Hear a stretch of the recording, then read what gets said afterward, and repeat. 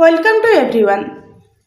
पूर्व क्लास रे आमे माने पढ़िथिले जो आमर ओडिया पेडागोजी रही से ओडिया पेडागोजीर पिला माने काहे मातृभाषा पढ़िबा दरकार एवं जातीय पाठ्यक्रम आधार 2005 लक्ष्य कौन रही मातृभाषा को किभली भाव में गुरुत्व दि जाएगी। वर्तमान आमे पढ़िबा प्राथमिक स्तर में मातृभाषा किभली भाव में पिला माननकु तार लक्ष्य साधन रे सहाय्य करुछि एवं ताहार उद्देश्य कौन रही। विशेषकर देखा गले यही क्लास गुड़िक आमर ओटीटी पेडागोजी एवं यहाँ आमर जो सीटी पिला माने पढ़ुछन से सीटी पिला मानकर ओडिया पेडागोजी ता सहित सरकार द्वारा परिचालन करा जाउथिया समस्त शिक्षक नियुक्ति एवं प्रवेशिका परीक्षा निमंते उपयोगी जेउथरे एही ओडिया पेडागोजी रहुछि। वर्तमान आमे जानिबा डिटेल्स पढ़ा। जदि आपण मानक क्लास टी भल लगुच तेज ताल चैनल टी सब्सक्राइब करूँ और जहाँ किसी डाउट अच्छी कमेंट माध्यम जनातु। पूर्व अध्याय आम मातृभाषार गुरुत्व विषय जानले यही अध्याय मातृभाषार लक्ष्य उद्देश्य और आवश्यकता विषय जाना। जेकोसी कार्य हो जेकोसी जिनस हो तार किसी ना कि गोटे लक्ष्य थाए उद्देश्य थाए आ तार आवश्यकता थाए से मातृभाषा शिक्षण रही केउंटी ना प्राथमिक स्तर में उच्च विद्यालय स्तर में नुह प्राथमिक स्तर में किभली भाव में मातृभाषार शिक्षार लक्ष्य उद्देश्य रही। प्रत्येक कार्य पछरे गोटे लक्ष्य थाए लक्ष्य बिना कार्य असार तेणु जेकोसी कार्य करने को तार लक्ष्य संपर्क में आमको अवगत होगा पड़ो। लक्ष्य विषय ठीक भाव धारणा नथिले कार्यटी सफल हो पारे ना। आम जीवन में अनेक कार्य करी सफलता को विफलता जदि आम विश्लेषण करवा तेज जापर जे अनेक विफलतार मूल कारण हूँ लक्ष्य संपर्क में सचेतनतार अभाव। लक्ष्य ठीक नथिबारु कार्य गुड़िक ठीक भाव संपादित हो पारि न थाए। ठीक कथा। वर्तमान आम जाने आम जीवन काल मध्य आम बहुत किसी कार्य कर जो कार्य कि गोटे निर्दिष्ट लक्ष्य रही कार्य करता है। जदि लक्ष्य न थाए गोटे पिला एठू बाहर जाऊँगी चलिक विद्यालय पहुँच तार लक्ष्य कौन से विद्यालय पहुँचो ये विद्यालय अच्छी जदि तार लक्ष्य ठीक न थाए से विद्यालय पहुँचो बोली जानी न थाए से कौन आड़े जीव साढ़े जीव जुआड़े नहीं सीआड़े जीव तो विद्यालय पहुँची पार कि ना पहुँची पार ना। तेणुक लक्ष्य बिना कार्य असार आ लक्ष्य साधन करने आवश्यक होता है जनक आ लक्ष्य रखिले ही जड़े किसी कार्य करें पहुँचा चेष्टा करता है। जमी ये पिलाटी बाहर गला विद्यालय पहुँचा तो पिलार विद्यालयटी को लक्ष्य रखला तेणुक से विद्यालय में पहुँचब। तेणुक कहुई लक्ष्य ठीक न तेज कार्य गुड़िक ठीक भाव संपादित हो पार ना। यदि पिलार लक्ष्य विद्यालय न से विद्यालय न पहुँची आड़े साड़े कड़े जीव जना नहीं। ठीक सेमती आम जो कार्यटी आम करने चाहूँ लक्ष्य रखुचे से लक्ष्य को ठीक रखा दरकार और सब प्रति मुहूर्त लक्ष्य को कौन निज मनन चिंतन रखी कार्य करने आवश्यक होता है। मातृभाषा शिक्षण लक्ष्य और उद्देश्य स्थिर कला बेले आमको मातृभाषार गुरुत्व संपर्क में जानवा पड़ो जहाँकि पूर्व अध्याय प्रांजल भाव वर्णना कराई। आम पूर्व जानिले ना पूर्व क्लास रे मातृभाषार गुरुत्व जानले तार कहीं आवश्यकता रही कौन से विषय सब आम जानिले। एतद व्यतीत पिलामानकर स्तर उपर गुरुत्व देवाई पड़ो। पिलामानकर स्तर पिलाटी प्राथमिक अच्छे माध्यमिक अच्छी उच्च माध्यमिक अच्छी से स्तर उपर ध्यान देवा पड़ो कहीं गोटे छोट पिला से प्रथम कौन निजर भाव को सठिक भाव व्यक्त कर पार न अल्प अल्प कथा शिखी थाए भाषा शिखी थाए कि बड़ पिलाटे संपूर्ण शिखी जाए ना ना। तेणुक पिला स्तर उपर गुरुत्व देकर कार्य करने को पड़ो। शिक्षार्थी निजर बयस और बौद्धिक स्तर अनुसार जीवन उपर मातृभाषार प्रभाव को अनुभव करे। अर्थात पिलाटी तार बयस और बौद्धिक स्तर कहले बुद्धिर स्तर बयस अनुसार तार बौद्धिक स्तर वृद्धि घटी थाए। जो भाव में गोटे 2 वर्षर पिला से कौन माने भल मंद सब माने बुझीपार थाए कि ना बुझीपार न थाए किंतु गोटे 15 वर्षर पिला एटा पाठ मुझे पढ़ी ए मत मार्क रखा हम बापा माँ कष्ट कर जिनसा बुझीपार थाए कि तेणुक कहुई पिलार बयस और बौद्धिक स्तर अनुसार जीवन उपर मातृभाषार प्रभाव को अनुभव करे। तो मातृभाषार प्रभाव किभली भाव से मातृभाषा को नहीं कार्य करुच्ची तार भाव अभिव्यक्ति करुच्ची से तार बुझीपारुची गमनागमन कर ज्ञान आहरण करुच्ची तो तार बयस और बौद्धिक स्तर अनुसार से तार प्रभाव को अनुभव करे मातृभाषार।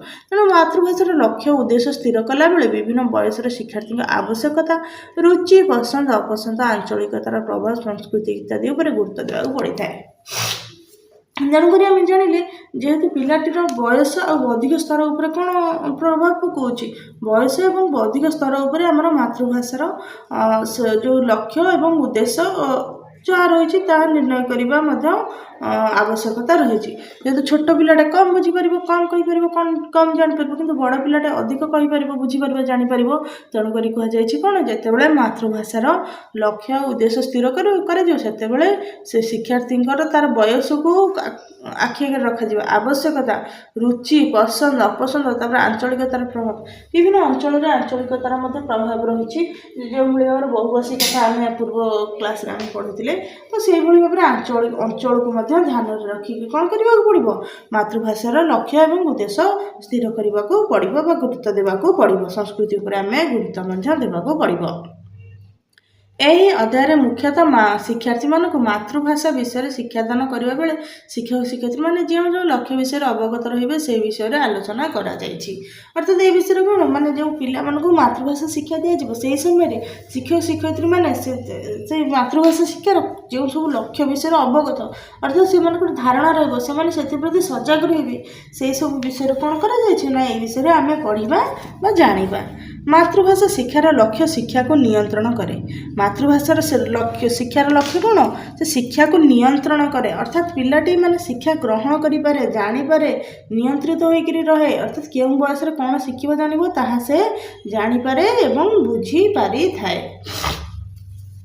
ଲକ୍ଷ୍ୟଗୁଡ଼ିକୁ ଆଧାର କରି ତଥା ସ୍ତର ଅନୁଯାୟୀ ଶିଶୁମାନଙ୍କୁ ଅଭିଜ୍ଞତା ପ୍ରଦାନ କରାଯିବା ଉଚିତ। ଅର୍ଥାତ୍ ଲକ୍ଷ୍ୟଗୁଡ଼ିକୁ ସେ ମାତୃଭାଷାର ଲକ୍ଷ୍ୟକୁ ଆଧାର କରିକିରି ତାକୁ ମୂଳ ଭାବରେ ଗ୍ରହଣ କରିକିରି ତ ପିଲାମାନଙ୍କର ସ୍ତର ଆଉ ତାଙ୍କର ଅଭିଜ୍ଞତାକୁ ନେଇକରି କ'ଣ କରାଯିବା ଦରକାର, ଶିଶୁମାନଙ୍କୁ ଅଭିଜ୍ଞତା ପ୍ରଦାନ କରାଯିବା ଆବଶ୍ୟକ। ଅର୍ଥାତ୍ ପିଲା କ'ଣ ଶିଖିଛି, କ'ଣ ଜାଣିଛି, କ'ଣ କହିପାରୁଛି, ନ କହିପାରୁଛି, ଏସବୁ ଜିନିଷ। ମାତୃଭାଷା ମଣିଷ ଜୀବନ ସହ ଓତପ୍ରୋତ ଭାବେ ଜଡ଼ିତ। ତ ବର୍ତ୍ତମାନ ଆମେ ଜାଣିଗଲେଣି ମାତୃଭାଷାଟା ମଣିଷ ଜୀବନ ସହ କିଭଳି ଭାବରେ କ'ଣ ଆମର ଜଡ଼ିତ ରହିଛି। ସାଧାରଣ ଭାବେ ଶିଶୁମାନଙ୍କର ବୟସ, ବିକାଶ ଓ ମନସ୍ତାତ୍ତ୍ୱିକ ଦିଗ ଉପରେ ଦୃଷ୍ଟି ଦେଇ ମାତୃଭାଷାର ଲକ୍ଷ୍ୟ ନିର୍ଦ୍ଧାରଣ କରାଯାଇଥାଏ। ତ ଆମେ ଜାଣିପାରୁଛେ ପିଲାମାନଙ୍କର ବୟସ, ବିକାଶ ଆଉ ମନସ୍ତାତ୍ତ୍ୱିକ ଦିଗ, ଅର୍ଥାତ୍ ପିଲାମାନଙ୍କର ବୟସ କେତେ ଅଛି, ତାର କିଭଳି ଭାବରେ ବିକାଶ ହୋଇଛି। କିଛି ପିଲା ଥାଆନ୍ତି ସେମାନଙ୍କର ନର୍ମାଲ ଡେଭଲପମେଣ୍ଟ ହେଇନଥାଏ, ଗ୍ରୋଥ ହେଇନଥାଏ, ତାକୁ ଧ୍ୟାନ ରଖିବାକୁ ପଡ଼ିବ। ମନସ୍ତାତ୍ତ୍ୱିକ ଦିଗ, ଅର୍ଥାତ୍ ପିଲାର ମାଇଣ୍ଡ ସେଟଅପ୍ କ'ଣ ଅଛି, ସେ ପଢ଼ିବାକୁ ଚାହୁଁଛି କି ନାହିଁ, ଶିଖିବାକୁ ଚାହୁଁଛି କି ନାହିଁ। ଯଦି ପିଲାଟିକୁ ଭୋକ କରୁଥିବ ତାର ଶିଖିବାକୁ ଇଚ୍ଛା ହେବନି। ତେଣୁକରି ଏହିସବୁ ଦିଗ ଉପରେ ଆମକୁ କ'ଣ କରିବାକୁ ପଡ଼ିବ ନା ଧ୍ୟାନ ଦେଇକରି ମାତୃଭାଷାର ଲକ୍ଷ୍ୟ ଆଉ ଉଦ୍ଦେଶ୍ୟ ସ୍ଥିର କରିବାକୁ ପଡ଼ିବ।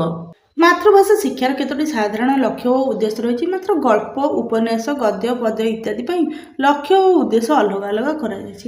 ତ ଏଇ ଯେଉଁ ମାତୃଭାଷା ଶିକ୍ଷା ରହିଛି ତାର କିଛି ଗୋଟେ ସାଧାରଣ ଲକ୍ଷ୍ୟ ଉଦ୍ଦେଶ୍ୟ ରହିଛି, କିନ୍ତୁ ଗଳ୍ପ, ଉପନ୍ୟାସ, ଗଦ୍ୟ, ପଦ୍ୟ ପାଇଁ ତାର ଲକ୍ଷ୍ୟ ଉଦ୍ଦେଶ୍ୟ ଅଲଗା କରାଯାଇଛି। କାହିଁକିନା ଗୋଟେ ମାତୃଭାଷାରେ ପିଲାଟି ଯେଉଁ ସାଧାରଣ ଭାଷାରେ କଥାବାର୍ତ୍ତା କରିଥାଏ, ସାଧାରଣ ଶବ୍ଦ ସଂଯୋଜନା କରିଥାଏ, ସାଧାରଣ ଭାବ ବ୍ୟକ୍ତ କରିଥାଏ, ତାହା କ'ଣ ସାଧାରଣ ଲକ୍ଷ୍ୟ ଉଦ୍ଦେଶ୍ୟ। କିନ୍ତୁ ଯେତେବେଳେ ଗୋଟେ ଗଳ୍ପର ପଢ଼ିବାର କିଛି ଗୋଟେ ଲକ୍ଷ୍ୟ ଅଛି, ପିଲାଟି ଆନନ୍ଦ ପାଇବ, କିଛି ଗୋଟେ କଥା ଜାଣିବ, କେଉଁ ସମୟର କଥା ଜାଣିବ। ସେପରି ଉପନ୍ୟାସ, ଗଦ୍ୟ ଏସବୁର କ'ଣ ମାନେ ଅଲଗା ଅଲଗା ଜିନିଷ ରହିଛି, ଏଥିରୁ ଅଲଗା ଅଲଗା ଭାବଧାରା ପାଇବ। ତେଣୁକରି ଏସବୁ ପଢ଼ିବାର ତାର ଯେଉଁ ଲକ୍ଷ୍ୟ ଆଉ ଉଦ୍ଦେଶ୍ୟ ଅଲଗା। କିନ୍ତୁ ମାତୃଭାଷାର କେତେଟା ସାଧାରଣ ଲକ୍ଷ୍ୟ ଉଦ୍ଦେଶ୍ୟ ରହିଛି, ଆଉ ଗଦ୍ୟ, ଉପନ୍ୟାସ ଏସବୁର କିଛି କ'ଣ ଅଲଗା ଅଲଗା ଲକ୍ଷ୍ୟ ଉଦ୍ଦେଶ୍ୟ ରହିଛି। ଭାଷା ଶିକ୍ଷାକୁ ମୁଖ୍ୟତଃ କୌଶଳାତ୍ମକ ବିଷୟ। Language is a skill subject. Skill ବୋଲି କହିଲେ ଆମେ କିଛି ଗୋଟେ ଜିନିଷ ଶିକ୍ଷା କରିଥିବା, ଜାଣିଥିବା, ଅର୍ଥାତ୍ ଯେଉଁ କୁହାଯାଏ ସ୍କିଲ୍ଡ ଲେବର, ଅନସ୍କିଲ୍ଡ ଲେବର। ଅର୍ଥାତ୍ ସ୍କିଲ୍ କହିଲେ ଜଣେ ଶିକ୍ଷା ଗ୍ରହଣ କରିଥିବ। ବର୍ତ୍ତମାନ ଯେଉଁ ଟିଚର୍ସ ମାନେ ଆସୁଛନ୍ତି ସେମାନଙ୍କୁ କୁହାଯାଉଛି କ'ଣ ସ୍କିଲ୍ ଟିଚର୍ସ। ସେମାନେ କ'ଣ, ସେମାନେ ସ୍କିଲ୍ ଅଛନ୍ତି, କୌଶଳ ପରିପୂର୍ଣ୍ଣ ଅଛନ୍ତି। ବର୍ତ୍ତମାନ ସମୟରେ ସେ ଟିଚର୍ସ ମାନେ ଆଗରୁ ପଢ଼ିଛନ୍ତି, ପିଲାଙ୍କୁ କେମିତି ପଢ଼େଇବେ, ଜଣେଇବେ, ବୁଝେଇବେ। ତ ସେମାନଙ୍କୁ କ'ଣ ସ୍କିଲ୍ ବୋଲିକରି କୁହାଯାଉଛି। ଯଦି ସେ ବିଏଡ଼୍ ପାଠ୍ୟକ୍ରମ କିମ୍ବା ସିଟି ପାଠ୍ୟକ୍ରମରେ ପାଠ ପଢ଼ିଥିବେ ସେମାନଙ୍କୁ ସ୍କିଲ୍ କୁହାଯାଉଛି। ଯଦି ନ ଜାଣିଥିବେ ସେମାନଙ୍କୁ ଅନସ୍କିଲ୍ଡ ବୋଲିକରି କୁହାଯିବ। ତେଣୁକରି ଭାଷା ଶିକ୍ଷାକୁ ମଧ୍ୟ ସେଇଭଳି ଗୋଟେ କୌଶଳାତ୍ମକ ବିଷୟ ବା ଗୋଟେ ସ୍କିଲ୍ ସବଜେକ୍ଟ ବୋଲି କୁହାଯାଏ। ଏହାକୁ ଜାଣିବାକୁ ପଡ଼େ, ଶିଖିବାକୁ ପଡ଼େ, ବୁଝିବାକୁ ପଡ଼େ, ଏହାକୁ ପ୍ରୟୋଗ କରିବାକୁ ମଧ୍ୟ ପଡ଼ିଥାଏ ବୋଲି ଅନେକ ଭାଷାବିତ୍ ଓ ଶିକ୍ଷାବିତ୍ ମତ ପ୍ରକାଶ କରିଛନ୍ତି। ଏ ବାବଦରେ ଜାତୀୟ ପାଠ୍ୟକ୍ରମ ଆଧାର NCF 05 ଓ ରାଜ୍ୟ ପାଠ୍ୟକ୍ରମ ଆଧାର OCF 07ରେ ମଧ୍ୟ ଗୁରୁତ୍ୱ ଦିଆଯାଇଛି। NCF 05 mean national curriculum framework, ଜାତୀୟ ପାଠ୍ୟକ୍ରମ ଆଧାର 2005 and OCF Odisha curriculum framework ଆମର ରାଜ୍ୟ ପାଠ୍ୟକ୍ରମ 2007 ଏହିସବୁରେ କ'ଣ କରାଯାଇଛି ମାନେ ଗୁରୁତ୍ୱ ଦିଆଯାଇଛି। ବର୍ତ୍ତମାନ ଆମେ ଜାଣିବା ମାତୃଭାଷାର ଲକ୍ଷ୍ୟ ଆଉ ଉଦ୍ଦେଶ୍ୟ ପର୍ଟିକୁଲାର ଭାବରେ କ'ଣ। ସାଧାରଣ ଭାବେ ମାତୃଭାଷା ଶିକ୍ଷାଦାନ ସମୟରେ ନିମ୍ନଲିଖିତ ଦିଗ ଉପରେ ଗୁରୁତ୍ୱ ଦିଆଯିବା ଉଚିତ। କିଛି ଗୋଟେ ଦିଗ ଅଛି ତା ଉପରେ ଆମେ ଧ୍ୟାନ ଦେବା। भाषा प्रयोग पर कौशल शिक्षा तो ये भाषा प्रयोग पर कौन कौशल शिक्षा रही अर्थात पिलाटी जानी जे ये जिनसा हूँ भात भातटा को से कौटी व्यवहार कर भातटा क्यों व्यवहार कर ना जो भोक कर से भात खाइब तो से समय से कह मत भोक लगे भात दियो किंतु सेठी से पिलाटी कह कि भातटा को कौन से पाठ पढ़ा बही खाता व्यवहार कर कि कह कि मुझे भातटा को लिखी भातटा को मामू मामू घर को नहीं देवी मामू घर को नहीं देवी मामू घर भाई भौणी अच्छा सी लिखे जदि कह तो यहाँ कौन ठीक भाव में पिला प्रयोग कला कि भाषा ना उचित भावार्थ उचित कार्यपाई पिला भाषा को प्रयोग कले ताहाकू आमे भाषा प्रयोग कौशल शिक्षा बोलिकी कहवा बर्तमान जाना से संबंध टिके अधिक किछि जपरी पिलार सिलट खड़ी अच्छे सिलट खड़ी कौन लिखा व्यवहार कराए कि पिलाटी जब कह से सिलट मत भोक गला मो सिलट खाइबी किंतु जब पिलाटी कह मत मत पाठ पढ़िया इच्छा हो भात लिखी यहाँ कौन ठीक कि ना ए ठीक नुहे भूल हम कौशल पाई केउठी केउं शब्द संयोजना करी भाव व्यक्त करिवो किंतु पिलाटी जदि भोक लगिले भात खाइबो पाठ पढ़िले सिलट खड़ी रे पाठ पढ़िबो ताहले यह ठीक अछि या को हमें कहबा कोन कौशल शिक्षा बोलिकी आमे कहबा भाषा प्रयोग रे मातृभाषा शिक्षादान बेले पिला मानकर भाषा दक्षता वृद्धि करबा हमर एकांत काम्य पिला माने जन्म हेबा परे परे भाषा शिखिबा आरंभ करथांती हेतु पाइबा परठार से माने परिवेश सहित क्रिया प्रतिक्रिया आरंभ करथांती अर्थात पिला माने जन्म हेबा परे मां को देखिकरी मां कथा कहते परिवार कथा कहते से देखिए से कथा कहवा पिलाने आरंभ करते कि गुड़े शिखा पिलाने आरंभ करते हेतु पाइबा परठार से परिवेश सहित क्रिया प्रतिक्रिया हेतु कहले से बुद्धि किसी गोटे बुझी पारा से कौन करते परिवेश सहित किसी क्रिया प्रतिक्रिया आरंभ करते अर्थात जिते जब कौन करेंगे से छोट छुआटी जो गोटे चलवा आरंभ कर से घास उपर जो पाद थोदेव तो पाद टे फुटीगला पर लगे से पाद उठे नहीं गोटे क्रिया है तार पाद फुटा पाद थोक पाद फुटा प्रतिक्रिया है कौन से पाद उठे नवा यहीपर पिला जो निआ को जो कौन कर धरब छुईब निआ को धरत हाथ जो पोड़ कष्ट लगे से हाथटा को फेरई आण निआ को धरवा हूँ क्रिया हाथ फेरई आना हूँ प्रतिक्रिया भाषार नियम न जानी से अनेक सुंदर सुंदर गीत बोलती गप कहती कथबार्ता करती प्रश्नर उत्तर दे पारती आवश्यकता को चाहिए से परिवेश सांगसाथी पशुपक्षी जीवजंतु और परिवार ठार अनेक भाषा दक्षता आहरण करते तो छोट पिलाटे निज निज जीवन मध्य भाषा शिक्षा न करथिबा पूर्वरु संपूर्ण शिक्षा न करथिबा पूर्वरु जीवन सारा तो शिक्षण चलता है किंतु ता भावना ता राइजर से किछि किछि नुआ नुआ शब्द कहे किछि न जानी मध्य किछि गोटे सुंदर सुंदर गीत बोली थाए गप कही थाए कथबार्ता भी करे प्रश्नर उत्तर मध्य दे पारती भाषार नियम जानी न थांती अर्थात आमे कहिबा जे जने वयस्क लोक को आमे सम्मान देबा सान मान को श्रद्धा करबा सेटा से नियम जानी न थाए किंतु से कोन देखी जाय थाए कि घरे बड़ मान को मुंडिया मारछन्ती से जाई कि मुंडिया मार दे माने सान मान को गेला करछन्ती से तो सान भाई भौणी को देखिले गेला कर दिए ताको चॉकलेट टे दे दिए एही भाव में से नियम न जानी मध्य कौन करथे किछि कार्य करथाए आवश्यकता चाहिए परिवेश सांगसाथी पशुपक्षी जीवजंतु परिवार ठारू अनेक दक्षता आहरण करते जो मान सहित मिशंती चलती जानती तो से कौन करते किसी गुड़े दक्षता किसी गुड़े शिक्षा पाई था से अनेक शिक्षाविद मत प्रकाश करते सी जो विद्यालय को आसवा पूर्व बहु भाषा ज्ञान हासिल करते तेणुक शिक्षाविद मैंने कहते विद्यालय को आसवा पूर्व पिलाटी बहुत भाषा ज्ञान पाई था कौटू परिवार सांगसाथी विद्यालय परिवेश ये सब यही भाव में पाई जाए थाए से किसी किसी शब्द कथा कहवा सब शिखिक आसता ना ना आसी था तेणुक यही सब से तार भाषा ज्ञान आहरण कर सारी थाए अवश्य एगुड़िक केवल शुणा और कहवा मध्य सीमित किंतु ये सब गुड़िक कौन खाए केवल से शुणी थाए और कही था कि लेखि न था पढ़ी न था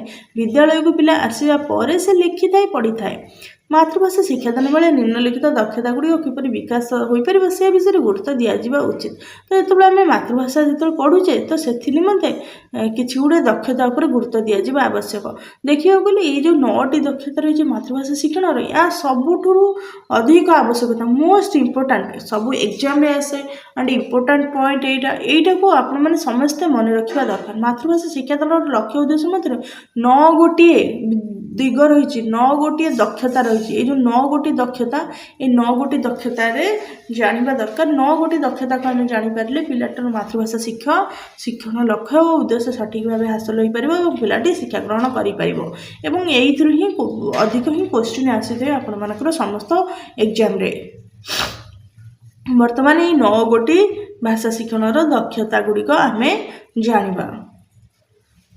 श्रवण दक्षतार विकास साधन अर्थात पिलाटी किभली भल भाव शुणी पार और शुणिकी से भाव ग्रहण कर। कथन दक्षतार विकास साधन किभली कथा कहीपर शिखिपार दक्षता से दक्ष हो पार योग्य हो पार।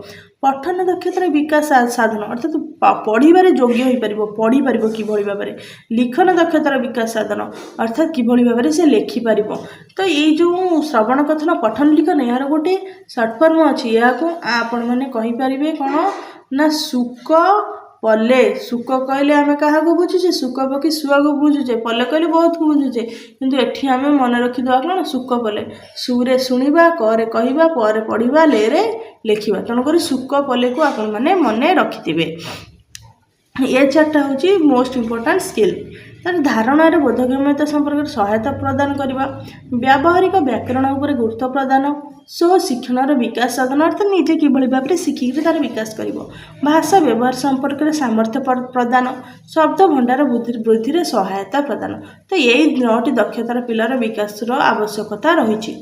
एठारे मन रखा यही दक्षता गुड़िक परस्पर ठार भिन्न नुहति एगुड़िक परस्पर उपर प्रगाढ़ भाव में निर्भरशील अर्थात ये जो दक्षता गुड़िक रही पिलाटी शुणिले भलसे कहीपर भलसे पढ़िले भलसे लिखिपार एगुड़िक गोटे अन्य ठारू भिन्न नुहति परस्पर परस्पर उपर निर्भरशील अटंती जड़े गोटाई साधित हेले अन्यटी ताहाको सहयोग करिबो।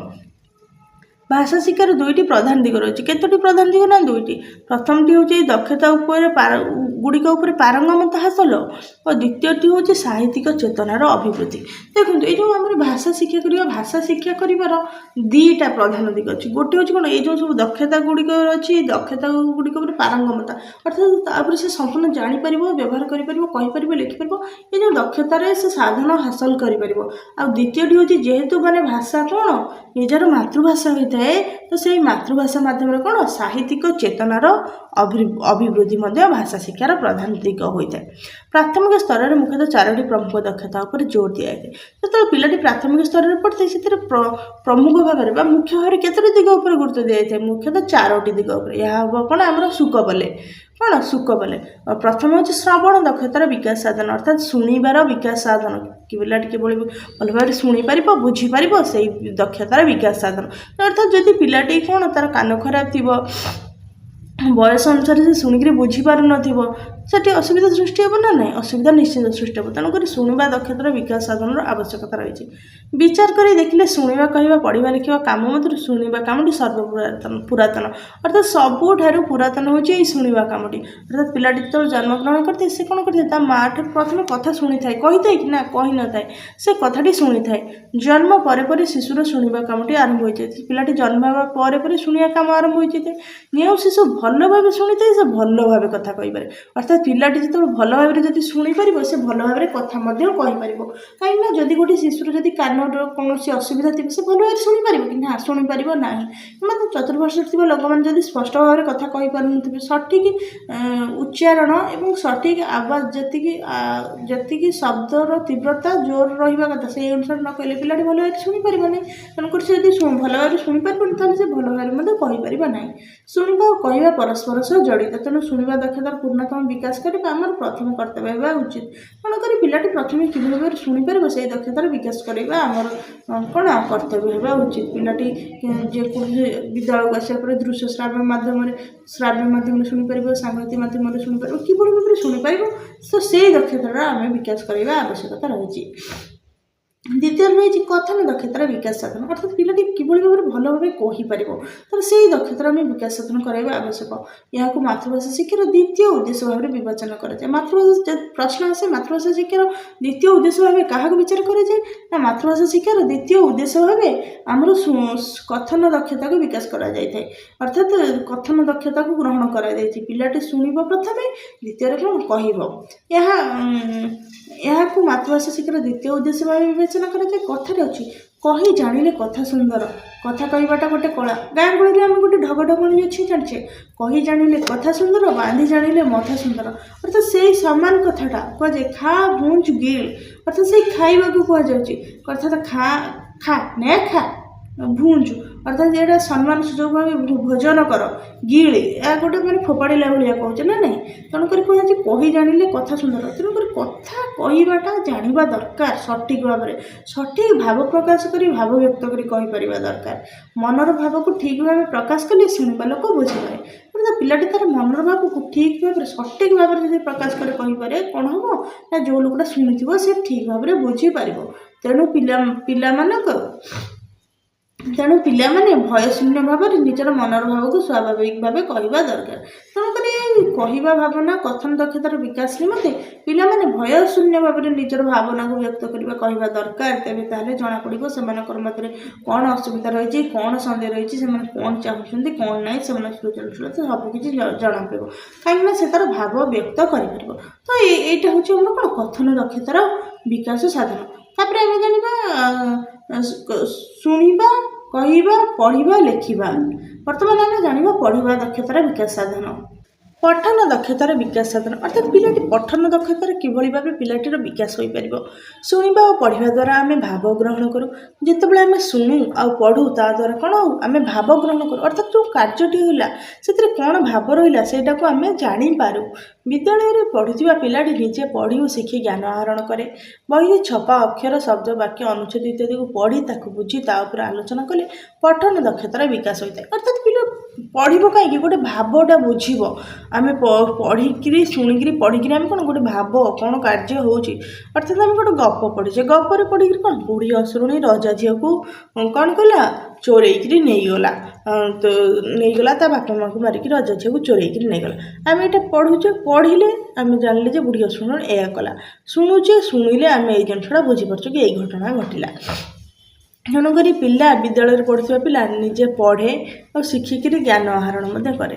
ତାପରେ ବହିରେ ଥିବା ଛପା ଅକ୍ଷର, ଯେମିତି ବହିରେ ଗୋଟେ କ'ଣ ବଲ୍ର ଗୋଟେ ଚିତ୍ର ଦେଇଛି, ସେଇଟାକୁ ଦେଖିକି ଜାଣିବ କ'ଣ ଏଇଟା ଗୋଟେ କ'ଣ ବଲ୍, ଆଉ ଗୋଟେ କ'ଣ ଗୋଟେ ଚଢ଼େଇର ଚିତ୍ର ଦେଇଥିବ ତ ସେଇ ଚଢ଼େଇଟିକୁ ଦେଖିକିରି ପିଲାଟି ଜାଣିବ କ'ଣ ଚିତ୍ରଟି ଦେଖିକିରି ଏଇଟା ଗୋଟିଏ ଚଢ଼େଇ। ତ ଏଇଭଳି ଭାବରେ ବହିରେ ଥିବା ଛପା ଅକ୍ଷର, ଶବ୍ଦ ଗୋଟେ ଏଠି ଚଢ଼େଇ ରହିଲା ତ ଏଠି ଲେଖା ହେଇଥିବ କ'ଣ, ଏଠି ଲେଖାଯାଇଥିବ ଚଢ଼େଇ ବୋଲିକିରି ଲେଖାଯାଇଥିବ। ତାର ବାକ୍ୟ ଅର୍ଥାତ୍ ଚଢ଼େଇଟି ଧାନ ଖାଉଛି ଗୋଟେ ବାକ୍ୟ। ତାପରେ ଗୋଟେ ଅନୁଚ୍ଛେଦ, ସମ୍ପୂର୍ଣ୍ଣ ଚଢ଼େଇଟି ଉପରେ ଗୋଟେ ଚଢ଼େଇଟି ଉଡ଼ିକିରି ଆସିଲା, ଗୋଟେ ଜାଗାରେ ଧାନ ପଡ଼ିଥିଲା ବସିଲା, ସେ ଜାଗାରୁ ସେ ଧାନ ଖୁଣ୍ଟି କରି ଖାଇଲା। ଏସବୁକୁ ପଢ଼ିକିରି କ'ଣ କରେ ତାକୁ ବୁଝି ତା ଉପରେ ଆଲୋଚନା କଲେ ତ ତାକୁ ପଢ଼ିବ, ଦେଖିବ, ବୁଝିବ, ତାପରେ ଆଲୋଚନା କଲେ କ'ଣ ହେବ ପିଲାଟିର ପଠନ ଦକ୍ଷତାର ବିକାଶ ହୋଇଥାଏ। ତ ଏଇଭଳି ଭାବରେ ପଠନ ଦକ୍ଷତାର ବିକାଶ ହୋଇଥାଏ। ତାପରେ ଆମେ ଜାଣିବା ଲିଖନ ଦକ୍ଷତାର ବିକାଶ। ଲିଖନ ଦକ୍ଷତା କ'ଣ, ଲେଖିପାରିବ ଅର୍ଥାତ୍ ପିଲାଟି ଯେତେବେଳେ ଲେଖିପାରିବ କିଭଳି ଭାବରେ କେଉଁଭଳି ଭାବରେ। ପ୍ରଥମେ ଭାଷା ଶିକ୍ଷାର 4 ସ୍ତମ୍ଭ ମଧ୍ୟରେ ଲିଖନ ଶିକ୍ଷାକୁ ଆମେ ଚତୁର୍ଥ ସ୍ତମ୍ଭ ବୋଲିକି କହିଥାଉ। ଏହାକୁ 4 ନମ୍ବର ସ୍ଥାନ ଦିଆଯାଇଛି। ଆଗରୁ ଆଲୋଚନା କରାଯାଇଥିବା ଦକ୍ଷତା ଗୁଡ଼ିକ ଅପେକ୍ଷା ଲିଖନ ଅଧିକ ଜଟିଳ। ଆଗରୁ ଆମେ 3ଟା ଶୁଣିବା, କହିବା, ପଢ଼ିବା, ଆମେ 3ଟି ଦକ୍ଷତା ଆମେ ଆଲୋଚନା କଲେ, କିନ୍ତୁ ସବୁଠାରୁ ଅଧିକ କଷ୍ଟ କି ସବୁଠାରୁ ଅଧିକ କଷ୍ଟ ଜଟିଳ ଯେଉଁ ଶବ୍ଦ ଜଟା ଯେମିତି ମାନେ ଛନ୍ଦି ହେଇକିରି ରହିଥାଏ ତାକୁ ଛଡ଼େଇବା ଫିଟେଇବା ବହୁତ କଷ୍ଟ ହୋଇଥାଏ, ଠିକ୍ ସେପରି ଜଟାରୁ ଆସିଛି ଜଟିଳ। ଅର୍ଥାତ୍ ଏହା ବହୁତ କଷ୍ଟ। ମାତ୍ର ଲିଖନ ପାଇଁ ପୂର୍ବ ପ୍ରସ୍ତୁତି ଥିଲେ ଲିଖନର ଧାରା ସହିତ ପିଲାଙ୍କୁ ପରିଚିତ କରାଇଦେଲେ ଏହା ଜଟିଳ ହେବ ନାହିଁ। ଅର୍ଥାତ୍ ପୂର୍ବ ପ୍ରସ୍ତୁତି ପିଲାମାନେ ଆଗରୁ ପ୍ରସ୍ତୁତ କରିଥିବ, ତା ସହିତ ପିଲାଙ୍କୁ ଲିଖନର ଧାରା କିଭଳି ଭାବରେ ଲେଖାଯିବ ଜଣାଇଦେଲେ ପିଲାକୁ ଏହା କଷ୍ଟ ହେବ ନାହିଁ। ଅର୍ଥାତ୍ ପିଲା ଅଟା କିଭଳି ଲେଖିକିରି ଜାଣିଛି, ତେଣୁକରି ତାକୁ ରଟା କିଭଳି ଲେଖିକିରି ଜାଣିଛି, ତ ତାପରେ ଏଇଟା ହେଉଛି ଏଇଟା ହେଉଛି ର, ପିଲାଟି ଜାଣିଥିବ। ତ ତେଣୁକରି ଅର ଯେତେବେଳେ କୁହାଯିବ ଲେଖିବାକୁ ସେ ଲେଖିବାରେ କୌଣସି ଅସୁବିଧା ସୃଷ୍ଟି ହେବ ନାହିଁ ତାକୁ ବା କଷ୍ଟ ହେବ ନାହିଁ। ଲିପି ଗୁଡ଼ିକ ଏକାଠି କରି ଠିକ୍ ଭାବେ ଲେଖି ନ ପାରିଲେ ଲିଖନ ସମ୍ପୂର୍ଣ୍ଣ ହୋଇଯାଏ। ତ ଏଇ ଲେଖିବୁ ସେ ଏକାଠି କରି ଠିକ୍ ଭାବରେ ଯଦି ନ ଲେଖିପାରିବ, ଏଠି ଅର କ'ଣ ଦେଖିଛି ଚକଟାକୁ ଦେଖିଛି, ଚକ ନ ଲେଖିପାରିବ ଅଲଗା କିଛି ଲେଖିଲେ ତାର ଭାବ ପ୍ରକାଶ କରିପାରିବନି। ତେଣୁକରି ଏହା ଅସମ୍ପୂର୍ଣ୍ଣ ରହିବ। ମନର ଭାବକୁ ଶୃଙ୍ଖଳିତ ଉପାୟରେ ଲେଖିଦେଲେ ପିଲାମାନେ ବହୁତ ଖୁସି ହୁଅନ୍ତି। ଯେତେବେଳେ ଗୋଟେ ଫୁଲ ଦେଖିବ ପିଲାଟି ଫୁଲ ବୋଲିକିରି ଲେଖିଦେବ, ଫୁଲ କହୁଥିବ, फूल चित्रटे देखिए ताको फूल फर सौगार फूल लिखिदेव से भारी पिलाटी खुशी हो कहीं से तार भाव व्यक्त कर पाइला कहबार व्यक्त कर पाइला लिखार व्यक्त कर पाइला और बुझीपारा एकाग्रता स्मरण शक्ति दृष्टि शक्ति सहित सूक्ष्म मांसपेशी उपयुक्त चालना लिखन आवश्यक लिखन कौन आवश्यक होता है लिखन एकाग्रता अर्थात स्थिर भावना माइंड डिस्टर्ब होना स्मरण शक्ति अर्थात स्मृत आसी स्मरण मन रखा शक्ति दृष्टि शक्ति अर्थात यहाँ देखिब सहित सूक्ष्म मांसपेशी उपयुक्त चालना सूक्ष्म मांसपेशी कहले आम कौन बुझे पिलाटी जितेबाला हाथ में लिखि थाए तार बयस अनुसार शरीर अभिवृद्धि होता है जदि तार हाथर सठिक माने विकास वृद्धि विकास न होता है से कलम धरिबार असमर्थ थाए से कलम धरी पार कि ना धरी पार नहीं हाथ गोटा गोटे सूक्ष्म मांसपेशी ना तेणुक कहुई सूक्ष्म मांसपेशी सहित उपयुक्त चालना लिखन आवश्यक सूक्ष्म मांसपेशी हाथ में कलम सठिक भाव धर चालना अटा ये भाव में से अटा को ठीक भाव में लिखिले ठीक भाव लिख कि अकृति एमती गारेदब हे कि ना हे ना एगुड़िक श्रेणी शिक्षक मैंने विकास करवा निहाती जरूरी तो यह सब जिन श्रेणी शिक्षक विकास करार आवश्यकता रही ना कौन ना स्मरण शक्ति दृष्टि शक्ति सूक्ष्म मांसपेशी किभली पिला चाहिए लिखिब से कलम धरी पार कि ना सठिक भाव में बसी कि ना तो यही सब जिनस तार भाव को से प्रथम जो जिनस देखुच कथा कहूँ चाहिए भाव को प्रथम से कहीपर शब्द वर्ण अक्षर चिन्ही कि ना ये सब जानले से सठिक भाव में लिखिपार तापर रही धारणार बोधगम्यता कहले बुझा यह अन्य दक्षता गुड़िक सहित जड़ित पिलाटी जहाँ कह पढ़ लेखिब ता सहित बुझा प्रक्रियाटी संपृक्त अर्थात एठार आम जानले पिला जहाँ शुणुब कहीपर पढ़ीपर लिखिपर किंतु जदि बुझी न पार तेबे ताहले कौन शिक्षा संपूर्ण हेब ना अर्थात पिलाटी कौन एठी गोटे भात थालिया थुआ जाइछि एठी गोटे सिलट थुआ जाइछि ताको कहगला भात भात थाली पिलाटी शुणिला भात थाली तो लिखिपर भरे आकार तो ये भात उच्चारण को यही अक्षर ही लिखा जाए यहाँ भ यहाँ तो लिखिपर तर यहाँ बुझब कि यहाँ भात आगे खिया जाए तेबे ताहले तार कौन समर्थ हम से भाषा ज्ञान आहरण करने निमंते यह हूँ गोटे सिलट तो ये सिलट को आम कहले से जानिला ये सिलट शब्द कहगला सिलट एमती गोटे चारिकोणिया कलार थाए से कौन चौक लिखा जाए ता सहित कौन तापर यह सिलट सिलट स हूँ दंतस्य सिलट बोलिक लिखिपर बुझीपर यार कार्य तेबे ताहले कौन पिलाटीर बोधगम्यता आसी तेबे आम जाना पिलाटीर धारणार बोधगम्यता जो रही संपूर्ण भाव में परिपूर्ण होइछि पिलाटी जहाँ कह पढ़ लिख सहित बुझा प्रक्रियाटी संपृक्त सबू कम बुझिकी करवा उचित तेणु शुणुवा पढ़ुवा विषय सहित निहित धारणार बोधगम्यता शिक्षार्थी एकांत आवश्यक तेणुक यही अनुसार आम जानले पिलाटी जो कार्य कर जहाँ कर से मैंने शुणा सहित कह जहाँ कर लिख बुझी पार दरकार तापर आम रही व्यावहारिक व्याकरण व्यावहारिक व्याकरण कौन किसी गुड़े जो व्याकरण अच्छी व्यावहारिक जहाँ को आम व्यवहार करूँ व्याकरण गोटे शास्त्र रही भाषार परिसर व्यापक और भाषा शिक्षा दिन दुई दिन मध्य सीमित नुहे और प्रथम आम जाना व्याकरण क्या कहुए व्याकरण बोलिक कहले गोटे भाषार तार शुद्ध लिखन पठन कथन उच्चारण भाव प्रकाश को लेकर जो ग्रंथ रचना करा जाए ताहाकु आम व्याकरण बोलिक कही था भाषा शिक्षा अभ्यास द्वारा परिपुष्ट होता है या किभली भाव में परिपुष्ट बा उन्नति होता है ना बारंबार अभ्यास करने द्वारा यह परिपुष्ट होता है तेणु व्याकरण नियम जानी प्रयोग करवा हूँ व्यावहारिक व्याकरण दक्षता तेणुक व्याकरण नियम जाणी कार्य लगेवा हूँ कौन व्यावहारिक व्याकरण दक्षता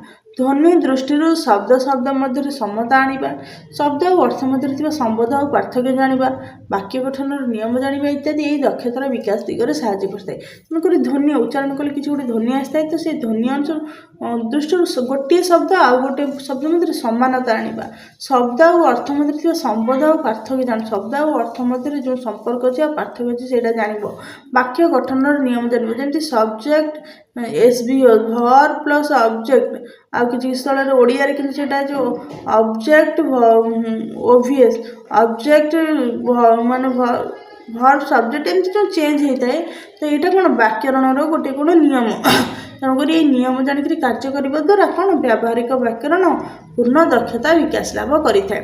ତେବେ ସ୍ୱଶିକ୍ଷଣର ଦକ୍ଷତାର ବିକାଶ, ସ୍ୱ କହିଲେ ନିଜେ କିଭଳି ଭାବରେ ଶିଖିପାରିବ ସେଇ ଦକ୍ଷତାର କିଭଳି ଭାବରେ ବିକାଶ ହୋଇପାରିବ।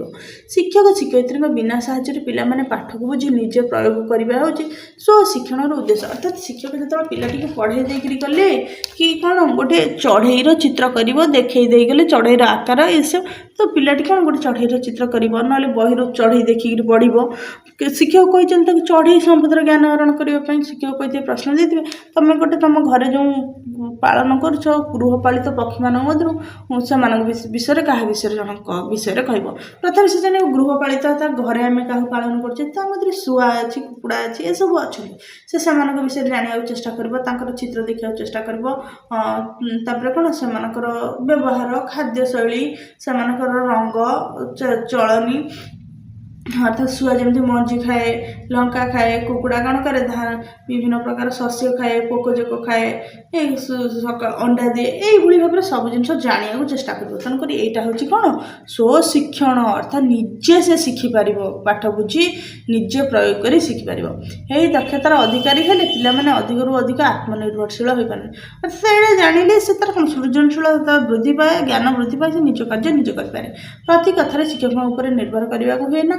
ଏହି ଦକ୍ଷତାର ଅଧିକାରୀ ହେଲେ ପିଲାମାନଙ୍କର ଜ୍ଞାନ ବୃଦ୍ଧି ପାଏ ଏବଂ ବିଭିନ୍ନ ଉପାୟରେ ଶବ୍ଦର ପ୍ରୟୋଗ ସମ୍ପର୍କରେ ସେମାନେ ଧାରଣା ପାଇଥାନ୍ତି। ତ ଏହି ଦକ୍ଷତାର ମାନେ କ'ଣ ପିଲାମାନଙ୍କର ଉନ୍ନତି ହେଲେ କ'ଣ ଦକ୍ଷତା ବୃଦ୍ଧି ପାଏ, ଜ୍ଞାନ ବୃଦ୍ଧି ପାଏ, ବିଭିନ୍ନ ଉପାୟରେ ଶବ୍ଦ ପ୍ରୟୋଗ କରିବା ଶିଖିବ। ଅର୍ଥାତ୍ ପିଲାଟି ଯେତେବେଳେ ନିଜେ ପଢ଼ିବ, ନିଜେ ଶିଖିବ, ସେ ବହୁତ କିଛି ଜିନିଷ ଶିଖିବ, ଜ୍ଞାନ ଆହରଣ କରିବ, ଜାଣିବ ନା ନାହିଁ। ତେଣୁକରି ତାର ନିଜର ଅଧିକ ଜ୍ଞାନ ବୃଦ୍ଧି ପାଇଥାଏ, ଅଧିକ ଉନ୍ନତି ହୋଇଥାଏ ଭାଷା ଶିକ୍ଷା। ତାପରେ ଆମର ରହିଛି ଭାଷାର ବ୍ୟବହାର। ଉଚିତ ସ୍ଥାନରେ ଉଚିତ ଭାଷା ବ୍ୟବହାର କରିବା ହେଉଛି ଭାଷାର ଉପଯୁକ୍ତ ବ୍ୟବହାର। ଔପଚାରିକ ଓ ଅନୌପଚାରିକ ପରିସ୍ଥିତିରେ ଭାଷା କିପରି ବ୍ୟବହାର କରାଯାଏ ତାହା ହିଁ ଏହି ଦକ୍ଷତାର ଉଦ୍ଦେଶ୍ୟ। ତେଣୁ ଏହା ମଧ୍ୟ ମାତୃଭାଷା ଶିକ୍ଷାଦାନର ଏକ ଲକ୍ଷ୍ୟ। ଉଚିତ ସ୍ଥାନରେ ଉଚିତ ଭାଷା ବ୍ୟବହାର କରିବା, ଅର୍ଥାତ୍ କେଉଁଠି ମାନେ ଭଦ୍ରତା ସୂଚକ ଭାଷା ବ୍ୟବହାର କରାଯିବ, କେଉଁଠି ରୁକ୍ଷ ଭାଷା ବ୍ୟବହାର କରାଯାଇଥାଏ, କେଉଁଠି କ୍ରୋଧାନ୍ୱିତ ଭାଷା ବ୍ୟବହାର କରାଯାଇଥାଏ। ତ ଏଇସବୁ ଭାବରେ ଅର୍ଥାତ୍ ପିଲାଟି ଗୋଟେ ଭଲ କାର୍ଯ୍ୟ କରିଛି ତ ପିଲାଟିକୁ ବାପା ମାଆ କ'ଣ ସାବାସି ଦିଅନ୍ତି, ମୋର ପୁଅ କିମ୍ବା ଝିଅ ବହୁତ ଭଲ କାର୍ଯ୍ୟ ତୁମେ କରିଛ, ଏଥି ନିମନ୍ତେ ସମସ୍ତେ ଗୌରବ ଅନୁଭବ କରୁଛନ୍ତି। କିନ୍ତୁ ଗୋଟେ ପିଲାଟି ଯଦି ଗୋଟେ ଭୁଲ କାମ କରିଥାଏ, ଗୋଟେ ତାର ସାଙ୍ଗସାଥୀକୁ ମାରିଥାଏ, ପିଟିଥାଏ, ତ ସେଠି ସେମାନେ ତାକୁ କ'ଣ ଆକଟ କରିଥାନ୍ତି, ତାଗିଦ କରିଥାନ୍ତି, ତୁମେ କାହିଁ ତାକୁ ତୁ କାହିଁ ତାକୁ ମାରିଲୁ, ସେ ତୋର ସାଙ୍ଗ ପିଲା, ତୁ ତାକୁ କାହିଁ ମାରିଲୁ, ସେ ତୋତେ ମାରିବ, ଏଇଭଳି ଭାବରେ ଯେଉଁ କ୍ରୋଧାନ୍ୱିତ ସୂଚକ। ତ ପିଲା ବୁଝିପାରେ ଯେ ଭାବ ଅନୁସାରେ କେଉଁଠି କିଭଳି ଭାବରେ ଭାଷା ବ୍ୟବହାର କରାଯିବା ଦରକାର। ତେଣୁକରି ଏହି ଦକ୍ଷତାର କ'ଣ ଏହା ଗୋଟେ ଔପଚାରିକ ଅନୌପଚାରିକ ପରିସ୍ଥିତିରେ। ଔପଚାରିକ କହିଲେ କ'ଣ ଯେଉଁଠି ଔପଚାରିକ ଭାବରେ ଯେଉଁଠି ଗୋଟେ ଧରାବନ୍ଧା ନୀତି ନିୟମ ଥାଏ, କିନ୍ତୁ ଅନୌପଚାରିକ ଯେଉଁଠି ଧରାବନ୍ଧା ନୀତି ନିୟମ ନଥାଏ, କୌଣସି ଗୋଟେ ନିର୍ଦ୍ଦିଷ୍ଟତା ନଥାଏ। ଔପଚାରିକ କହିଲେ କ'ଣ ବିଦ୍ୟାଳୟରେ ଆମେ ପିଲା କ'ଣ ଗୋଟେ ନିର୍ଦ୍ଦିଷ୍ଟ ନୀତି ନିୟମ ମଧ୍ୟ ରହିଥାଏ। ଅନୌପଚାରିକ କ'ଣ ତାର କ'ଣ ଘରେ ସେ ତା ମନ ଇଚ୍ଛା ଯାହା ନାହିଁ ତାହା କରେ। ତେଣୁକରି ଠିକ୍ ସେଇଭଳି ଭାବରେ କେଉଁଠାରେ କେଉଁ ଭାଷା ଶବ୍ଦ ବ୍ୟବହାର କରିବ ପିଲାଟି ଜାଣିବା ଦରକାର। ତେଣୁକରି ଏହା ମଧ୍ୟ ମାତୃଭାଷା ଶିକ୍ଷାଦାନର ଏକ ଲକ୍ଷ୍ୟ। 9 ନମ୍ବର ଦକ୍ଷତା ମଧ୍ୟରେ ରହିଛି ଶବ୍ଦ ଭଣ୍ଡାର ବୃଦ୍ଧି। ଶବ୍ଦ ଭଣ୍ଡାର ବୃଦ୍ଧି କ'ଣ ପିଲାଟି ବହୁତ ଗୁଡ଼ିଏ ଶବ୍ଦ ଜାଣିବା ଦରକାର, କିଭଳି ଭାବରେ ଶବ୍ଦ ରହିଛି, କେତେ ରହିଛି, ତ କିଭଳି ଭାବରେ ବ୍ୟବହାର କରାଯାଉଛି। ପ୍ରତ୍ୟେକ ଘରେ ଯେପରି ଗୋଟିଏ ଭଣ୍ଡାର କରିଥାଏ ସେହିପରି ପିଲା ପାଖରେ ଗୋଟିଏ ଶବ୍ଦ ଭଣ୍ଡାର ଥାଏ। ଆମ ଘରେ କ'ଣ ଗୋଟେ ଭଣ୍ଡାର ଘର ଥାଏ, ସେଠି ମାନେ ଆମେ ସବୁ ଜିନିଷ ସଞ୍ଚୟ କରି ରଖୁ। ସେଠି ପିଲା ପାଖରେ ଗୋଟିଏ ଶବ୍ଦ ଭଣ୍ଡାର ଥାଏ, ତା ମଧ୍ୟରେ ସେ ବହୁତ ଗୁଡ଼ିଏ ଶବ୍ଦ ଜାଣିଥାଏ, ଶିଖିଥାଏ, ଲେଖିଥାଏ। ଗୋଟିଏ ଭାଷାର ଗାମ୍ଭୀର୍ଯ୍ୟ, ବିସ୍ତୃତି, ଗଭୀରତା ଓ ଚାତୁରୀ ଶବ୍ଦ ଭଣ୍ଡାର ଉପରେ ନିର୍ଭର କରିଥାଏ। ଅର୍ଥାତ୍ କିଭଳି ଭାବରେ ସେ ପ୍ରକାଶ କରୁଛି ଏହା ସବୁ କ'ଣ କରେ ପିଲାଟିର ଶବ୍ଦ ଭଣ୍ଡାର ଉପରେ ନିର୍ଭର କରେ। ପଞ୍ଚମ ଶ୍ରେଣୀ ପାଠ ସରିଲା ବେଳକୁ ଜଣେ ଶିକ୍ଷାର୍ଥୀ ଅନନ୍ୟ 5000 ଶବ୍ଦ ଜାଣିବା ଆବଶ୍ୟକ। ଅର୍ଥାତ୍ ପଞ୍ଚମ ଶ୍ରେଣୀ ସରିଲା ବେଳକୁ ପିଲାଟି କେତେ ଜାଣିଥିବା ଦରକାର ନା ମିନିମମ୍ 5000 ଶବ୍ଦ ଜାଣିଥିବା ଦରକାର, ନଚେତ୍ ତାର ସଠିକ୍ ଭାବରେ ବିକାଶ ଭାଷା ଦକ୍ଷତା ଉପରେ ଜ୍ଞାନ ଆହରଣ ହେଉଛି ବୋଲି ଆମେ କହିପାରିବା ନାହିଁ। ଏବେ ଆମେ ଭାଷାର 9ଗୋଟି ଦକ୍ଷତା ସମ୍ବନ୍ଧରେ ଆଲୋଚନା କଲେ। ଏଗୁଡ଼ିକ ବ୍ୟତୀତ ପ୍ରାଥମିକ ସ୍ତରରେ ମାତୃଭାଷା ଶିକ୍ଷାଦାନର ଆଉ କେତୋଟି ଉଦ୍ଦେଶ୍ୟ ରହିଛି, ସେଗୁଡ଼ିକ ବିଷୟରେ ନିହାତି ଜାଣିବା ଆବଶ୍ୟକ। ବର୍ତ୍ତମାନ ଏଥିରେ କ'ଣ ଆମେ ଭାଷାର କେତୋଟି ଦକ୍ଷତା ନା 9ଟି ଦକ୍ଷତା ବିଷୟରେ ଜାଣିଲେ। ତ ଆପରେ ମଧ୍ୟ ଆହୁରି କିଛି ଗୁଡ଼ିଏ ମାନେ ରହିଛି, ଶିକ୍ଷାଦାନର ଉଦ୍ଦେଶ୍ୟ ରହିଛି, ସେଗୁଡ଼ିକ ମଧ୍ୟ ଜାଣିବା। କିନ୍ତୁ ବିଶେଷ କରି ଦେଖିବାକୁ ଗଲେ ଇମ୍ପୋର୍ଟାନ୍ସ ହେଉଛି ଏଇ 9ଟି ଦକ୍ଷତା। ଏଇ 9ଟି ଦକ୍ଷତାରେ ପିଲା ପ୍ରବୀଣ ହେବା ଆବଶ୍ୟକତା ରହିଛି। मातृभाषा शिक्षार आम विशेष भाव में 9टी उद्देश्य लक्ष्य को आम जानिले लक्ष्य को बर्तमान आउ कि गुड़िए लक्ष्य बा उद्देश्य तार रही आम से गुड़िक जाना देखो से लक्ष्य उद्देश्य गुड़िक कौन रही आम आलोचना करवा निज देशर ऐतिह्य और संस्कृति सहित परिचय अर्थात पिलाटी मातृभाषा शिखिले जानले कौन हम ना निज देशर ऐतिह्य और संस्कृति सहित परिचित होगा दरकार मातृभाषा माध्यम देशर ऐतिह्य संस्कृति सहित परिचित होता है प्रत्येक साहित्यिक कृति से समय ऐतिह्य संस्कृति परंपरा इत्यादि प्रतिफलित होता है सेगुड़िक विषय पिला परिचित कराइबा मातृभाषा शिक्षणर अन्यतम उद्देश्य तेणुक मैंने प्रत्येक समय कौन साहित्यिक मैंने कृति से समय ऐतिह्य संस्कृति परंपरा को लिपिबद्ध करते तेणुक से गुड़िक संबंध में पिला परिचित होगा दरकार जानिबा दरकार यह मातृभाषा शिक्षणर गोटे उद्देश्य मानविक गुणावली और मूल्यबोधर विकास अर्थात प्रत्येक साहित्य प्रतिफलित होता है किसी ना कि मानविक गुणावली और मूल्यबोध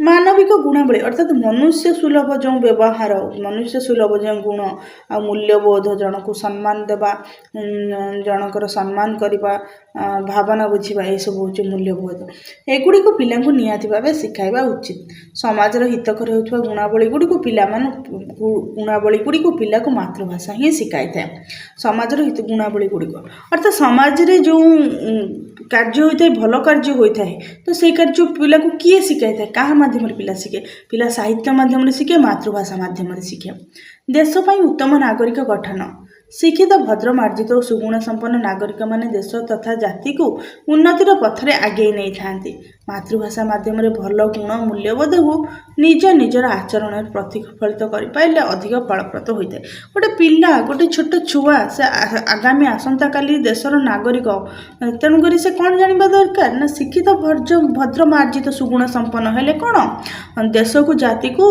उन्नति पथरे आगे नब तेणुक मातृभाषा माध्यम पिलाटी भल गुण जानी थाए मूल्यबोध को जानी थाए से निज आचरण प्रतिफलित करने आवश्यक वर्तमान समय विद्यालय मानक गोटे सबुठ अधिक समस्या सृष्टि होती जो कि पिला माने निज कार्य छाड़ी सब अन्य ना कंप्लेन कर शत्रुता वृद्धि पाँच खराब मनोभाव वृद्धि पाँच तेणुक से यही प्रकार जो रही भूल धारणा अन्य ना कंप्लेन करवा यहाँ पिला परिवर्तन करार आवश्यकता तेज पिलामानकर जीवन सुगम हम और से भल नागरिक होने आउ पदे आगक जापरेंगे जातीय संहति भावना और आंतर्जातिक सद्भावनार विकास नीच मना न हो उदार हृदय विश्वर कल्याण करने हूँ प्रत्येक मनुष्यर परम कर्तव्य याद्वारा जातीय संहति आंतर्जातिक मनोभाव विकास होता है तो पिलाटी छोट मन न होकर उदार हृदय उदार कहले से कौन रही है दया रही है महानता रही है से सारा पृथ्वी निमंते कौन तार हृदयटा बहुत बड़ होता है तेणुक विश्वर कल्याण करने हूँ प्रत्येक मनुष्यर परम कर्तव्य अर्थात विश्वर कल्याण हेल्ले समस्त कल्याण हम से मनुष्यटीर कल्याण हम तेणुक विश्वर कल्याण करने समस्त प्रार्थना करने उचित कार्य करने उचित याद्वारा जातीय संहति आंतर्जातिक मनोभाव विकास होता है जातीय संहति जातीय कहले समस्त जाति एकाठी एकाठी रही समस्त उन्नति होता है समस्त सुविधा होता है सहित कौन होता है आंतर्जातिक मनोभाव विकास होता है अंतर्जातीय स्तर में किसी कार्य करने को तार कौन होता है मनोभाव आसता है तेणु मातृभाषा माध्यम गुण गुड़िकर विकास ठीक भाव कर शिक्षार्थी मानकर कलाबोध और सौंदर्य चेतनार विकास और सौंदर्य चेतनार विकास से सुंदरता को किभली भाव में ग्रहण करुच्ची कलाबोध जो कला संगीत रही नृत्य रही सहित जीव जगत प्रकृति रही से कला को देखिपर से कला को अनुभव कर सहित तार सुंदरता को अनुभव कर से चेतनार तार विकास करने दरकार साहित्य व मातृभाषा हूँ कला और सौंदर्यर गंताघर से लेखकर भावना और सृजनात्मक चिंता कलात्मक रीति में प्रतिफलित होता है पाठदान मध्य शिक्षक शिक्षयित्री मैंने प्रसंग मध्य कलात्मकता और सौंदर्य चित्रणर विश्लेषण करने आवश्यक अर्थात साहित्य साहित्य कौन साहित्य हूँ कला सौंदर्यर घर से गंताघर से माने अपूरंत कला सौंदर्य भरी रही से यह कौन करता है लेखकर भावना और सृजनात्मक चिंता कलात्मक रीति में प्रतिफलित होता है जमती कहुई माने कवि लेखक मैंने लिखिदे था अर्थात चिंतन में प्रकृति होता है प्राण चेतना जो भाव में झरणा कुलुकुलु होकर बही जाए कोईली परी कुहुतान झरणा गीत बोलू थाए ठीक से मलय पवन छुई छुई जिते जाए समस्त तन मन सबको पुलकित कर दिए ए सब भावना किए दे था ए सब भावना କଳା ମାଧ୍ୟମରେ ହୋଇଥାଏ, ଲେଖକର ଲେଖନ ସର୍ଜନାତ୍ମକ ମାଧ୍ୟମରେ ହୋଇଥାଏ। ତେଣୁକରି ପ୍ରକୃତିକୁ ମଧ୍ୟ ଅନୁଭବ କରିହୁଏ, ଯେପରି ସୁନ୍ଦର ପ୍ରକୃତି, ସୂର୍ଯ୍ୟର ସୁନେଲି କିରଣ, କିନ୍ତୁ ଯିଏ କଳାକୁ ଜାଣିନଥିବ ସେ ଦେଖିବ କ'ଣ ସୂର୍ଯ୍ୟ ସାଧାରଣ ଭାବରେ ଗୋଟେ ହେଉଛି। ସେହିପରି ଯେପରି କଳା ଜାଣିଥିବ ସେ ଜହ୍ନକୁ କ'ଣ କହିଥାଏ, ରୂପାର ଜହ୍ନ। କେଉଁଠି ସ୍ଥଳ ବିଶେଷରେ ଜହ୍ନ ମଧ୍ୟ କ'ଣ ହୋଇଥାଏ ନା ଭାବ ଉଦ୍ରେକ ନ କରିପାରିଲେ, ଭଲ ସୁଖ ଦେଇ ନ ପାରିଲେ ତାହାକୁ ମଧ୍ୟ ଫଟା ଟାୟାରର ଜହ୍ନ, ତାପରେ ଭିକାରୀ ମାଗୁଥିବା କ'ଣ ତାର ଯେଉଁ ଥାଳିଆ ରସ ଥାଳିଆ ପରିକା ଜହ୍ନ ବୋଲିକିରି ମଧ୍ୟ ବ୍ୟକ୍ତ କରାଯାଇଥାଏ। କିନ୍ତୁ ଏସବୁ କେଉଁଠୁ ଆସିଥାଏ? ଏସବୁ କଳାତ୍ମକତାରୁ ଆସିଥାଏ, ସୃଜନାତ୍ମକରୁ ଆସିଥାଏ। ତେଣୁକରି ମାତୃଭାଷା ମାଧ୍ୟମରେ ପିଲା କଳାତ୍ମକ ସୃଜନାତ୍ମକତାକୁ ଗ୍ରହଣ କରିପାରିଥାଏ। ପାଠଦାନ ମଧ୍ୟରେ ଶିକ୍ଷକ ଶିକ୍ଷୟିତ୍ରୀମାନେ ପ୍ରସଙ୍ଗ ମଧ୍ୟରେ ଥିବା କଳାତ୍ମକତା ଓ ସୌନ୍ଦର୍ଯ୍ୟ ଚିତ୍ରଣ ବିଶ୍ଳେଷଣ କରିବା ଆବଶ୍ୟକ। ଏହାଫଳରେ ପିଲାମାନଙ୍କ କଳାବୋଧ ଓ ସୌନ୍ଦର୍ଯ୍ୟ ଚେତନାର ବିକାଶ ସାଧନ ସମ୍ଭବ ହୋଇପାରିଥାଏ। ଏହିପରି ପାଠଦାନ ମଧ୍ୟରେ ଯେଉଁ କଳା ସୌନ୍ଦର୍ଯ୍ୟ ଚେତନାର ଯାହା କିଛି ବିଷୟବସ୍ତୁ ଆସୁଛି ସେ ସମ୍ପର୍କରେ ପିଲାମାନଙ୍କୁ ଅବଗତ କରିବା ଦ୍ୱାରା ପିଲାମାନଙ୍କର ଏହି ଉଦ୍ଦେଶ୍ୟର ବା ଏହି ସୌନ୍ଦର୍ଯ୍ୟ କଳା ଚେତନା କଳାବୋଧର ଉନ୍ନତି ହୋଇପାରିବ। ଏହି ପ୍ରକାର ଚିନ୍ତନର ଛାତ୍ରଛାତ୍ରୀଙ୍କ ସୃଜନଶୀଳତାର ବିକାଶ। ସୃଜନ ହେଉଛି ସୃଜନ ପ୍ରତିଭା ଶିଶୁମାନଙ୍କର ସହଜାତ ପ୍ରବୃତ୍ତି। ଯେପରି ଭ୍ରୂଣ ଭିତରେ ଗୋଟେ ବିରାଟ ସତ୍ତା ଲୁଚି ରହିଥାଏ, ଠିକ୍ ସେହିପରି ପ୍ରତି ପିଲା ଭିତରେ ବିରାଟ ସୃଜନଶୀଳତା ଲୁଚି ରହିଥାଏ। ସୁଯୋଗ ପାଇଲେ ଏହି ସୃଜନଶୀଳତା ବିକାଶ ଘଟିଥାଏ। ପ୍ରାଥମିକ ସ୍ତରରେ ପିଲାମାନଙ୍କୁ ଏ ପ୍ରକାର ଯଥେଷ୍ଟ ସୁଯୋଗ ଦିଆଯିବା ଉଚିତ। ଅର୍ଥାତ୍ କ'ଣ ସୃଜନଶୀଳତା କ'ଣ ସହଜାତ ଅର୍ଥାତ୍ ଜନ୍ମ ସହିତ ଗୋଟେ ଆସିଥିବା ଗୋଟେ ପ୍ରବୃତ୍ତି, କ'ଣ ସୃଜନ ବା ନୂଆ ସୃଷ୍ଟି କରିବା। ଭ୍ରୂଣ ଭିତରେ ବିରାଟ ସତ୍ତା, ଭ୍ରୂଣ କହିଲେ କ'ଣ ଭ୍ରୂଣ ଗୋଟେ ଛୋଟିଆ ଥାଏ, ବିରାଟ ସତ୍ତା, ତା ମଧ୍ୟରୁ ଗୋଟେ ଶିଶୁଟେ ସୃଷ୍ଟି ହୋଇଥାଏ, ଗୋଟେ ମଣିଷଟି ସୃଷ୍ଟି ହୋଇଥାଏ। ତେଣୁ କୁହାଯାଏ ଭ୍ରୂଣ ଭିତରେ ବିରାଟ ସତ୍ତା ଲୁଚିକି ରହିଛି, ଗୋଟେ ଛୋଟିଆ ଜିନିଷ ମଧ୍ୟରେ ଲୁଚିକି ରହିଛି, ଛୋଟିଆ ମାଂସ ପିଣ୍ଡୁଳାଟିଏ ମଧ୍ୟ ରହିଥାଏ। ଠିକ୍ ସେହିପରି ପ୍ରତି ପିଲା ଭିତରେ ବିରାଟ ସୃଜନଶୀଳତା ରହିଛି। ତେଣୁକରି ପ୍ରତି ପିଲାଙ୍କ ମଧ୍ୟରେ ବହୁତ ବଡ଼ ସୃଜନଶୀଳତା, ନୂତନତା ସୃଷ୍ଟି କରିବାର ଶକ୍ତି ରହିଛି, ଚିନ୍ତନ କରିବାର ଶକ୍ତି ରହିଛି। ତେଣୁକରି ସୁଯୋଗ ପାଇଲେ ଏହି ସୃଜନଶୀଳତା ବିକାଶ କରିଥାଏ। ଯେଉଁଭଳି ଭାବରେ କିଛି ପିଲା ଥାଆନ୍ତି ସେମାନେ ଭଲ ଲେଖିପାରନ୍ତି, କିଛି ପିଲା ଭଲ କହିପାରନ୍ତି, ଆଉ କିଛି ପିଲା ଗୋଟେ ନୂଆ ସୃଷ୍ଟି କରିପାରନ୍ତି। ବିଜ୍ଞାନ ମେଳାରେ ଯେଉଁ ପିଲାମାନେ ଆଣିଥାନ୍ତି, ଷ୍ଟଲ୍ କରିଥାନ୍ତି, ସେମାନଙ୍କୁ ପ୍ରୋଜେକ୍ଟ ବନେଇଥାନ୍ତି, ଏହା ସେମାନଙ୍କ କ'ଣ ସୃଜନଶୀଳତାର ଉଦାହରଣ। ସେମାନଙ୍କ ମଧ୍ୟରେ ସୃଜନଶୀଳତା ଭରିକିରି ରହିଥାଏ, କିନ୍ତୁ ପରିବେଶ ପାଇଲେ ଠିକ୍ ମାନେ କ'ଣ ସହଯୋଗ ପାଇଲେ ଏହା ବିକାଶ ଘଟିଥାଏ। ପ୍ରାଥମିକ ସ୍ତରରେ ପିଲାମାନଙ୍କୁ ଏ ପ୍ରକାର ଯଥେଷ୍ଟ ସୁଯୋଗ ଦିଆଯିବା ଉଚିତ। ତେଣୁକରି ପ୍ରାଥମିକ ସ୍ତରରେ ପିଲାମାନଙ୍କୁ ଯଥେଷ୍ଟ ସୁଯୋଗ ଦିଆଯିବା ଉଚିତ। ସୃଜନଶୀଳତା ଅର୍ଥାତ୍ ସାହିତ୍ୟ ମାଧ୍ୟମରେ ପିଲା ଶିଖିଥାଏ, ମାତୃଭାଷା ମାଧ୍ୟମରେ ଶିଖିଥାଏ। ତ ବର୍ତ୍ତମାନ ଆମେ ଜାଣିଲେ ମାତୃଭାଷା ଶିକ୍ଷାର କ'ଣ ଉଦ୍ଦେଶ୍ୟ, ଲକ୍ଷ୍ୟ ଉଦ୍ଦେଶ୍ୟ ଗୁଡ଼ିକ ଜାଣିଲେ, 9ଟି ତା'ର ଯେଉଁ ଉଦ୍ଦେଶ୍ୟର 9ଟି ଦକ୍ଷତା ଆମେ ଜାଣିଲେ, ତା ସହିତ ଏସବୁ ଦକ୍ଷତା ଗୁଡ଼ିକ ମଧ୍ୟ ଆମେ ଜାଣିଲେ। ଦେଖିବାକୁ ଗଲେ ପିଲାଟିର ମାତୃଭାଷାର ଆବଶ୍ୟକତା, ଦକ୍ଷତା, ତା'ର ବ୍ୟବହାରିକତା, କିଭଳି ଭାବରେ କାର୍ଯ୍ୟ କରାଯିବ, ଏ ସମ୍ପର୍କରେ ଆମେ ବର୍ତ୍ତମାନ ଏହି କ୍ଲାସ୍ଟିରେ ଜାଣିଲେ। ଯଦି ଆପଣମାନଙ୍କୁ କ୍ଲାସ୍ଟି ଭଲ ଲାଗିଛି ତେବେ ତାହେଲେ ଚ୍ୟାନେଲଟିକୁ ସବସ୍କ୍ରାଇବ୍ କରନ୍ତୁ। ଯଦି ବି କିଛି ଆପଣଙ୍କର ଡାଉଟ୍ ରହିଛି ତେବେ ତାହେଲେ କମେଣ୍ଟ ମାଧ୍ୟମରେ ଜଣାନ୍ତୁ। ତ ଏହିପରି ନୂଆ ନୂଆ କ୍ଲାସ୍ ଦେଖିବା ପାଇଁ ଚ୍ୟାନେଲଟିକୁ ସବସ୍କ୍ରାଇବ୍ କରନ୍ତୁ।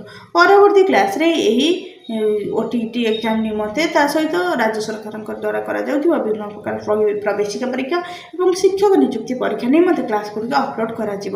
ତ ଏହା ହିଁ ଥିଲା ଆଜିର OTT ପରୀକ୍ଷା ଏବଂ ସମସ୍ତ ଶିକ୍ଷକ ନିଯୁକ୍ତି ପରୀକ୍ଷା ନିମନ୍ତେ ଓଡ଼ିଆ ପେଡାଗୋଜିର କ୍ଲାସ୍ ନମ୍ବର 3 ଥିଲା। ତ ଏହାପରେ ଆମେ ଅନ୍ୟାନ୍ୟ କ୍ଲାସ୍ ମଧ୍ୟ ପଢ଼ିବା।